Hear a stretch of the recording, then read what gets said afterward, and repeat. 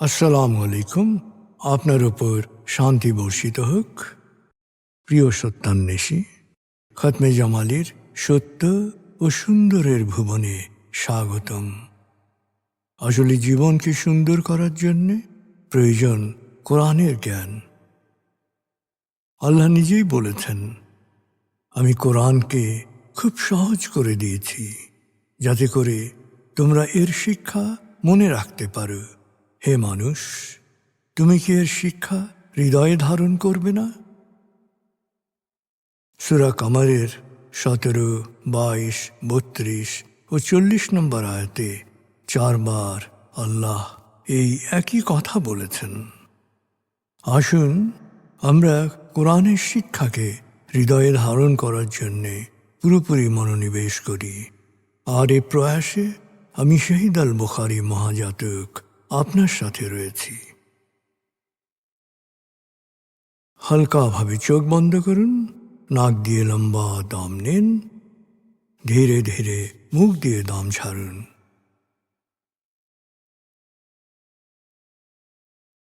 দম নেবেন পেটে, ছাড়বেন মুখ দিয়ে। দম নেওয়ার চেয়ে দম ছাড়তে সময় একটু বেশি নিন। এভাবে কয়েকবার দম নিন ও দম ছাড়ুন।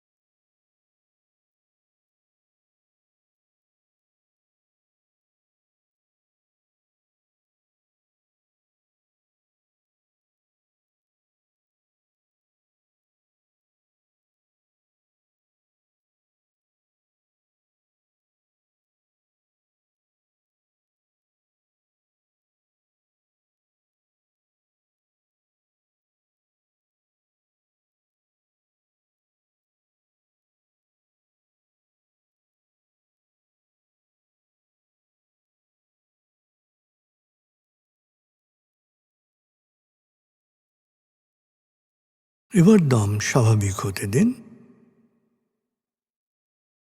এবার নাক দিয়ে ধীরে ধীরে দম নিন, নাক দিয়ে ধীরে ধীরে দম ছাড়ুন।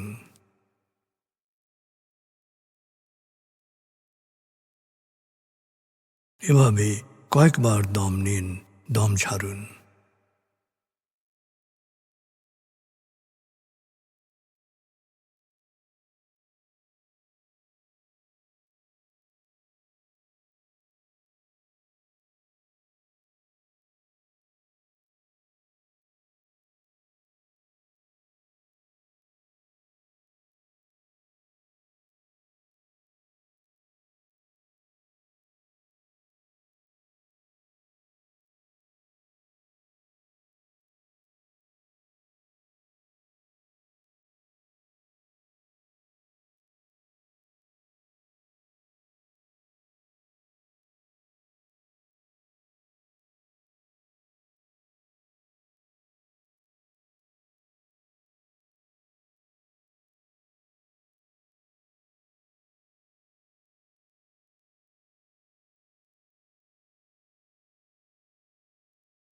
এখন দম স্বাভাবিক হতে দিন।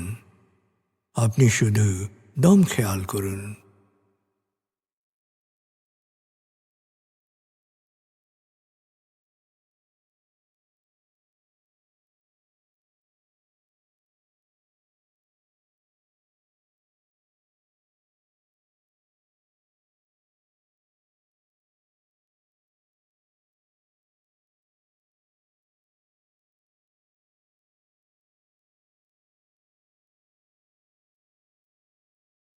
প্রিয় সত্যান্বেষী, এবার আমরা ডুবে যাব সূরা ফাতিহার তেলাওয়াত ও মর্মবাণীতে। 1. সূরা ফাতিহা। أعوذ بالله من الشيطان الرجيم. بسم الله الرحمن الرحيم. الحمد لله رب العالمين. الرحمن الرحيم مالك يوم الدين إياك نعبد وإياك نستعين اهدنا الصراط المستقيم صراط الذين أنعمت عليهم غير المغضوب عليهم ولا الضالين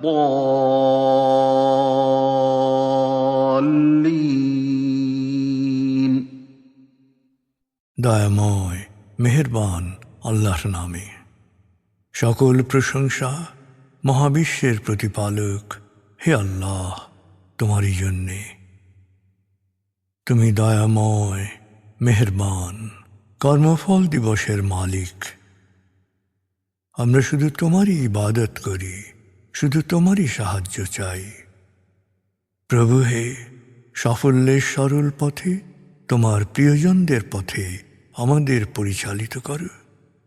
প্রভু হে, বিভ্রান্ত অভিশপ্তদের অন্ধকার পথ থেকে তুমি আমাদের রক্ষা করো।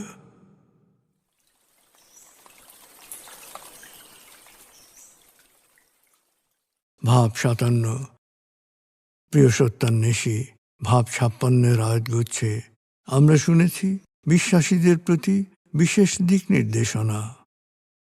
ভাব 57 আমরা শুনব সূরা নিসা 141 থেকে 152 আয়াতের তেলাওয়াত ও মর্মবাণী। এই আয়াতগুচ্ছে বিশ্বাস অবিশ্বাস, ভালো বা মন্দের পরিণতি সম্পর্কে আলোকপাত করা হয়েছে। 4 সূরা নিসা। بسم الله الرحمن الرحيم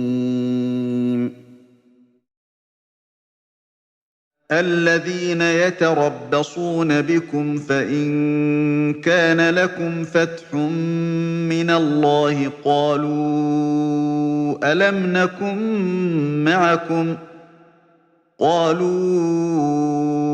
ألم نكن معكم وإن كان للكافرين نصيب قالوا ألم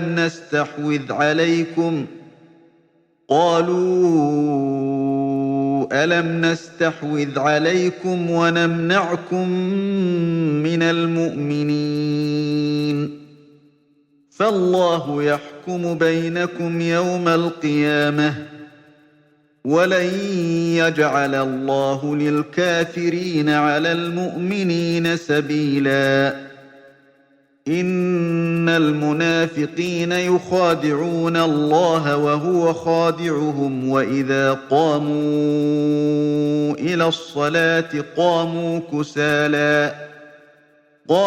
كسالى يراءون الناس ولا يذكرون الله إلا قليلا مذبذبين بين ذلك لا إلى هؤلاء ولا إلى هؤلاء ومن يضلل الله فلن تجد له سبيلا يا أيها الذين آمنوا لا تتخذوا الكافرين أولياء من دون المؤمنين أتريدون أن تجعلوا لله عليكم سلطانا مبينا إن المنافقين في الدرك الأسفل من النار ولن تجد لهم نصيرا إلا الذين تابوا وأصلحوا واعتصموا بالله وأخلصوا دينهم لله فأولئك مع المؤمنين وسوف يؤتي الله المؤمنين أجرا عظيما ما يفعل الله بعذابكم إن شكرتم وآمنتم وكان الله شاكرا عليما لا يحب الله الجهر بالسوء من القول إلا من ظلم وكان الله سميعا عليما إن تبدوا خيرا أو تخفوه أو تعفوا عن سوء فإن الله كان عفوا قديرا إن الذين يكفرون بالله ورسله ويريدون أن يفرقوا بين الله ورسله ويقولون نؤمن ببعض ونكفر ببعض ويريدون أن يتخذوا بين ذلك سبيلا أولئك هم الكافرون حقا وأعتدنا للكافرين عذابا مهينا والذين آمنوا بالله ورسله ولم يفرقوا بين أحد منهم أولئك سوف يؤتيهم أجورهم وكان الله غفورا رحيما দয়াময় মেহেরবান আল্লাহর নামে। মুনাফিকরা সব সময় তোমাদের অমঙ্গলের অপেক্ষায় থাকে, কিন্তু আল্লাহর রহমতে তোমাদের জয় হলে তারা বলে, আমরা কি তোমাদের সঙ্গে ছিলাম না? আর সত্য অস্বীকারীরা সুবিধাজনক অবস্থানে থাকলে তাদের বলে, আমরা কি তোমাদের বিরুদ্ধে লড়তে পারতাম না? আমরা কি বিশ্বাসীদের হাত থেকে তোমাদের রক্ষা করিনি? কিয়ামতের দিন আল্লাহ তোমাদের ও তাদের বিরোধী ও বিষয়াবলীর চূড়ান্ত ফয়সলা করবেন। সেই ফয়সলায় বিশ্বাসীদের ওপর সত্য অস্বীকারীদের বিজয়ের কোনো সুযোগই থাকবে না। নিশ্চয়ই মুনাফিকরা আল্লাহকে ধোঁকা দিতে চায়। আসলে তারা নিজেরাই নিজেদের প্রতারিত করে। তারা যখন নামাজে দাঁড়ায় তখন নামকা ওয়াস্তে লোক দেখানোর জন্যে দাঁড়ায়। আসলে আল্লাহকে তারা খুব কমই স্মরণ করে। বেচারারা, ওরা আসলে বিশ্বাস ও অবিশ্বাসের দোলাচলে দুলছে, একবার এদিকে আরেকবার ওদিকে। আসলে আল্লাহ যাকে পথভ্রষ্ট হতে ছেড়ে দেন, তুমি তাকে কখনো পথে আনতে পারবে না। হে বিশ্বাসীগণ, বিশ্বাসীদের পরিবর্তে সত্য অস্বীকারীদের কখনো বন্ধু হিসেবে গ্রহণ করো না। তোমরা কি আল্লাহর কাছে নিজেদের পাপের স্পষ্ট প্রমাণ তুলে দিতে চাও? নিশ্চয়ই মুনাফিকরা জাহান্নামের সর্বনিম্ন স্তরে থাকবে, আর তাদের জন্যে তুমি কোনো সাহায্যকারী পাবে না। কিন্তু যারা তওবা করে, সঠিক জীবনাচার অবলম্বন করে, একনিষ্ঠভাবে আল্লাহর প্রতি বিশ্বাসে বলীয়ান হয়ে ওঠে, তারা অবশ্যই বিশ্বাসীদের সাথে থাকবে। বিশ্বাসীদের আল্লাহ অবশ্যই মহা পুরস্কার দেবেন। তোমরা যদি শুকরগুজার হও ও আন্তরিকভাবে বিশ্বাসে বলীয়ান থাকো, তবে তোমাদের অতীতের ভুলের জন্যে শাস্তি দিয়ে আল্লাহর কি লাভ? আল্লাহ সব সময় শুকরগুজারির পুরস্কার দিয়ে থাকেন, তিনিই সর্বজ্ঞ। আল্লাহ কোনো মন্দ কথার প্রচারণা পছন্দ করেন না, তবে কারো উপর অন্যায় হয়ে থাকলে সে তা বলতে পারে। আল্লাহ মজলুমের সব কথা শোনেন, জালেমের সব কিছুই জানেন। আর যদি তোমরা প্রকাশ্যে বা গোপনে সৎকর্ম করো বা কারো অপরাধ ক্ষমা করো, তবে শুনে রাখো, আল্লাহ অতীব ক্ষমাশীল, সর্বশক্তিমান।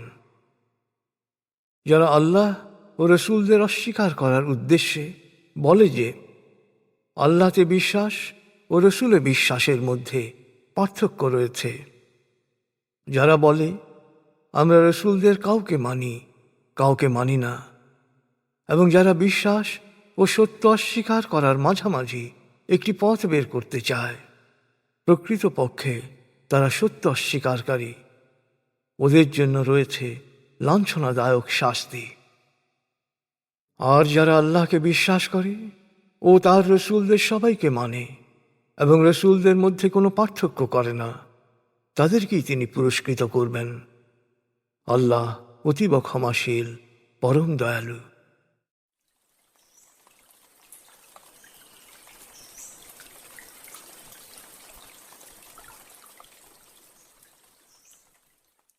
প্রিয় সত্যান্বেষী, এবার আজকের আয়াতগুচ্ছ থেকে একটি পয়েন্ট নিয়ে ভাবুন যা আপনি অনুসরণ করার চেষ্টা করবেন। ভাবনাটা হতে পারে, আপনি কি মন্দ কথার প্রচারণা করে শান্তি নষ্টের কারণ হন? মন্দ কথার প্রচারণা প্রকাশ্যে হতে পারে, গোপনে হতে পারে, বা সামাজিক মাধ্যমে হতে পারে। দেখুন এক্ষেত্রে আপনার অবস্থান।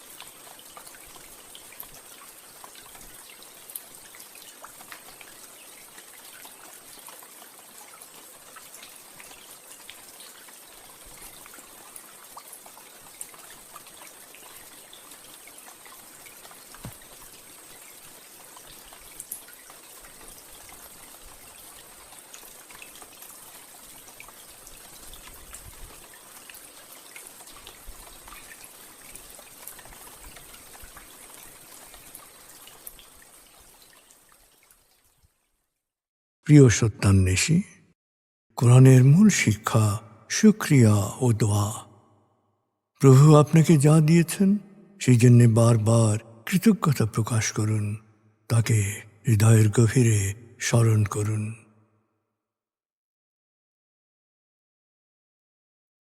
আল্লাহ আল্লাহ আল্লাহ আল্লাহ আল্লাহ আল্লাহ আল্লাহ আল্লাহ আল্লাহ আল্লাহ আল্লাহ।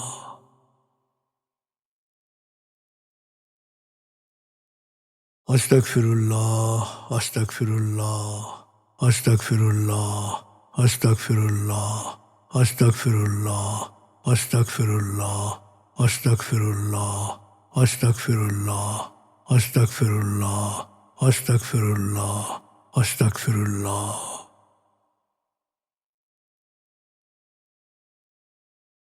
আসুন প্রার্থনায় ডুবে যাই।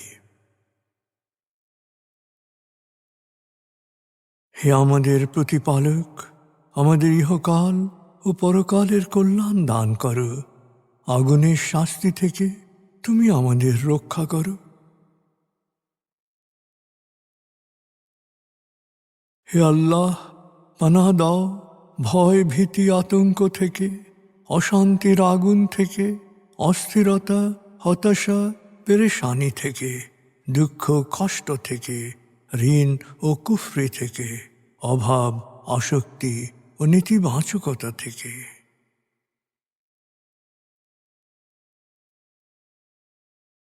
হে আমাদের প্রতিপালক, আমাদের বেহিসাব রিজিক দান করো।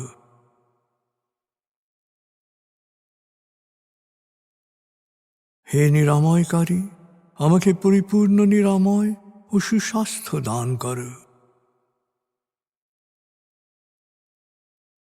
প্রভু হে, আমার মা বাবা অভিভাবক শৈশবে যে মমতায় আমায় লালন করেছেন, তুমিও তাদের উপর সেরূপ করুণা বর্ষণ করো। হে আমাদের প্রতিপালক, আমার পরিবারকে প্রাজ্ঞ সুখী ও সমৃদ্ধশালী পরিবারে রূপান্তরিত করো।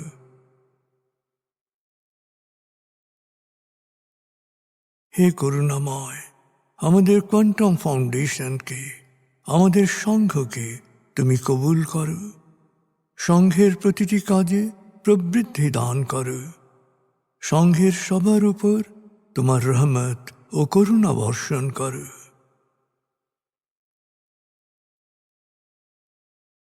প্রভু হে, আমাদের দেশকে তুমি ভালো মানুষের স্বর্গভূমিতে রূপান্তরিত করো।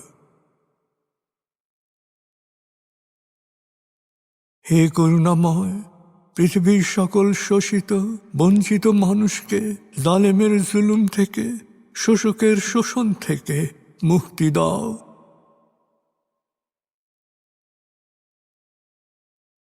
প্রভু হে, ভালো ভাবা, ভালো বলা, ভালো করা ও ভালো থাকার অফুরন্ত শক্তি আমাকে দাও। আমি যেন সব সময় নিজের ও অন্যের যত্ন নিতে পারি। প্রভু হে, আমাকে বিশ্বাসী সৎকর্মশীল সংঘবদ্ধ মানুষ হিসেবে মৃত্যু দান করো।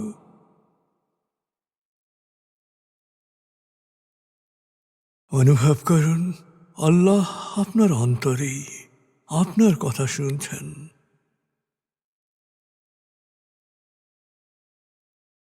আল্লাহ আল্লাহ আল্লাহ আল্লাহ আল্লাহ বলতে বলতে মনের সকল আকুতি তাঁর কাছে পেশ করুন।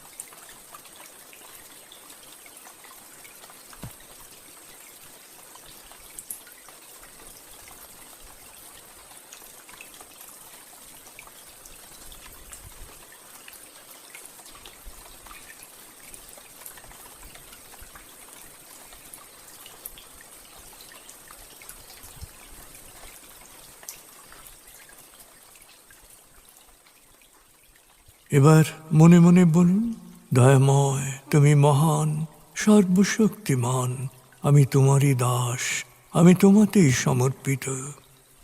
দয়াময় তুমি মহান, সর্বশক্তিমান, আমি তোমারই দাস, আমি তোমাতেই সমর্পিত। দয়াময় তুমি মহান, সর্বশক্তিমান, আমি তোমারই দাস, আমি তোমাতেই সমর্পিত।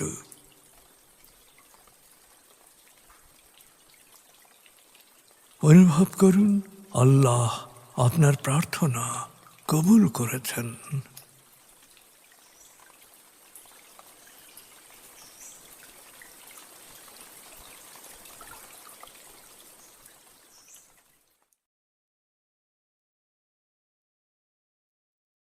এবার লম্বা দম নিন, 0 থেকে 7 গণনা করে স্বাভাবিক জাগ্রত অবস্থায় চলে আসুন। আপনার জীবন সুন্দর হোক, সফল হোক। খুদা হাফিজ। আসসালামু আলাইকুম। আপনার উপর শান্তি বর্ষিত হোক।